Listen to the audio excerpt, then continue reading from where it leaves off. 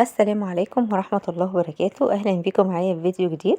النهاردة جاية لكم بطريقة البسلة. عارفين الشتا كله يعني بسلة سبانخ قلقاس، جو الشتا كله اللي بيدفي ده. ما شاء الله أكلات كلها جميلة جدا، بس أنا النهاردة عاملاها بطريقة سهلة جدا. دي طريقتي المميزة مش عمري ما هغيرها أبدا.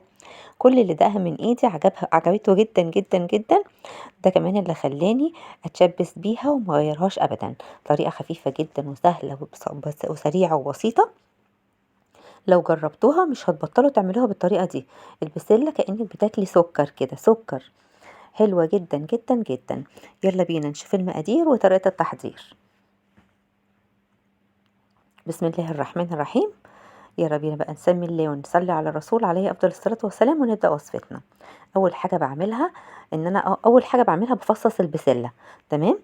بقطع البصل بتاعي وبحط في الحلة بتاعتي شوية سمنة على زيت، ويستحسن ان هي تكون سمنة بلدي. تمام. جبت هنا شوية من البصل كده، بصلتين متوسطين. تمام. ببشر البصلاية عشان البسلة بتاعتي الصلصة بتاعتها كده تطلع ناعمة وحلوة. تمام. بالنسبة للبصل بقى بديه تشويحتين اتنين بس كده، يدوب بس بينزل المية اللي فيه وخلاص على كده. تمام. يعني بصوا تقلبتين بس على النار كده. تمام، يتشمع بس. مش بقلي البصل خالص يا جماعة البسلة. خلاص. زي ما انتوا شايفين كده. عايزه تحطي شويه توابل هنا على البصل مفيش اي مشكله، بس انا التوابل بحطها بعد ما بضيف البسله والشوربه والصلصه والطماطم بتاعتي المفرومه. تمام. هنا كده زي ما قلت لكم انا كنت مفصصه البسله. تمام. دي اهم حاجه بديها بقى تشويحتين مع البصل. تشويحه البسله مع البصل دي بتظهر لي لون البسله وريحتها الجميله. تمام. جربوا كده الوصفة دي مش هتندموا.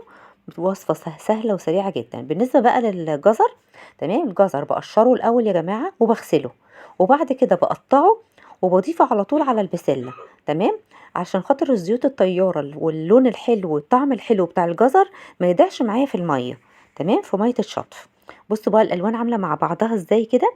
بقلب البسلة مع الجزر كده مع بعض وبديهم تشويحتين مع البصل زي ما انتوا شايفين كده. بصوا بقى البسلة بتخضر قوي وبتديني اللون الاخضر الجميل وبتظهر لونها، وريحة البسلة كده مع الجزر بتظهر بقى هنا.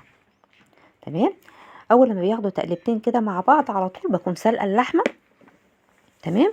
وبضيف الشوربة بقى. تمام كده. واضيف لها الشوربة على طول. تمام.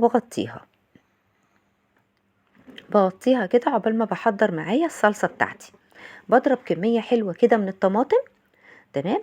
يعني كيلو البسلة ياخد كيلو وربع، كيلو ونص طماطم. تمام. بضربها كويس في الخلاط وبصفيها. لازم اصفيها واشيل منها القشر عشان الصلصة بتاعتي تطلع ناعمة. خلاص كده بقلبها تقلبتين كده زي ما انتوا شايفين، وبسيبها تغلي كده على النار وبضيف لها التوابل بتاعتها. بضيف هنا نص معلقة من الملح، ونص معلقة من الفلفل الاسود، ومعلقة كبيرة من السكر. السكر فايدته هنا بيخلي البسلة بتاعتي مسكرة جدا جدا جدا. انا ساعات بضيف معلقتين يا جماعة زي ما انتوا شايفين كده. تمام. وبيخلي البسلة بتاعتي تستوي بسرعة. خلاص، يعني بساعات البسلة بتاخد معانا وقت كبير جدا على النار.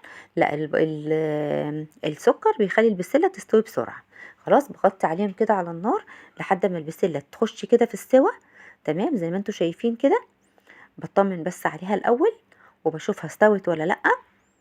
تمام. بكون مقطعه بقى المكون بتاعي اللي هو اللي انا بضيفه على البسله اللي بيكترها وبيديها قيمه غذائيه اكتر، وهو البطاطس. زي ما انتوا شايفين كده. بصوا البسله كده ما خدتش وقت معايا على النار. يعني لو بتاخد ساعه معاكي على النار هتاخد ساعه الا ربع او نص ساعه. تمام كده البسله بتاعتي استوت. شايفين؟ بس برضو هي لسه ليها تكه برضو. احنا لسه هنكمل سواها برضو لما هنضيف البطاطس. بصوا لون الصلصه كده حلو ازاي.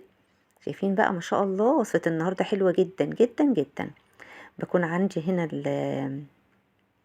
البطاطس مقطعاها مكعبات وغسلها كويس جدا.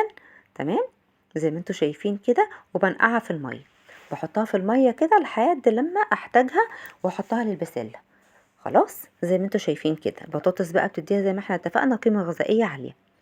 بصفيها كويس جدا من المية وبشطفها كويس وبضيفها بقى للبسلة. زي ما انتوا شايفين كده. طعم البطاطس في البسلة يا جماعة حاجة تانية خالص، بيوديها في حتة تانية.